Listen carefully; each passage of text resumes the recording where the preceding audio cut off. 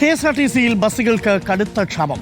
ഈ സാമ്പത്തിക വർഷം അടിയന്തരമായി 1900 പുതിയ ബസ്സുകൾ വേണമെന്ന് സർക്കാരിന് CMDയുടെ കത്ത്. പുതിയ ബസ്സുകൾ വാങ്ങാൻ വിദേശ ബാങ്കിൽ നിന്ന് 1400 കോടി വായ്പ എടുക്കാൻ അനുമതി വേണം. സംസ്ഥാനത്തെ വിദേശ സഹായ പദ്ധതികളുടെ പട്ടികയിൽ ഉൾപ്പെടുത്തണമെന്നും വിദേശ വായ്പ ലഭിക്കാൻ സർക്കാരിന്റെ ഗ്യാരണ്ടി നൽകണമെന്നും KSRTC ആവശ്യപ്പെട്ടു. അന്താരാഷ്ട്ര ധനകാര്യ ഏജൻസിയായ KfW-വിൽ നിന്ന് 1400 കോടിയുടെ സോഫ്റ്റ് ലോൺ ലഭ്യമാക്കാനാണ് KSRTC നിർദ്ദേശം സമർപ്പിച്ചിട്ടുള്ളത്. 1000 കോടി രൂപ ചെലവഴിച്ച് 2300 പുതിയ BS6 ഡീസൽ ബസ്സുകളും 400 കോടി രൂപ ചെലവിൽ 200 ഇലക്ട്രിക് ബസ്സുകളും ചാർജിംഗ് അടിസ്ഥാന സൗകര്യങ്ങളും വികസിപ്പിക്കാനാണ് ലോൺ എടുക്കുക. അയൽ സംസ്ഥാനമായ തമിഴ്നാട് സമാനമായ രീതിയിൽ വിദേശ വായ്പ ഉപയോഗിച്ച് ബസ് ശേഖരം വിപുലീകരിച്ചിരുന്നു.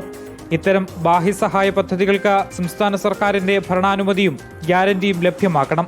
തുടർന്ന് കേന്ദ്ര ധനകാര്യ മന്ത്രാലയത്തിന്റെ എക്കണോമിക് അഫയേഴ്സ് ഡിപ്പാർട്ട്മെന്റ് വഴി വായ്പാ കരാർ ഉറപ്പിക്കാൻ സംസ്ഥാന സർക്കാരിന്റെ സജീവ ഇടപെടലാണ് KSRTC ആവശ്യപ്പെടുന്നത്.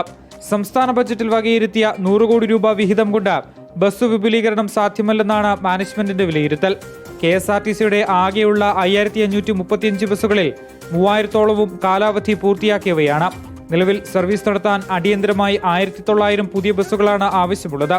ഇതിനിടെ പ്രിയദർശിനി സൗജന്യ യാത്രാ പദ്ധതി കൂടി നടപ്പിലാക്കിയതോടെ ബസ്സുകളിലെ യാത്രക്കാരുടെ എണ്ണം ഇരട്ടിയായി വർദ്ധിച്ചു.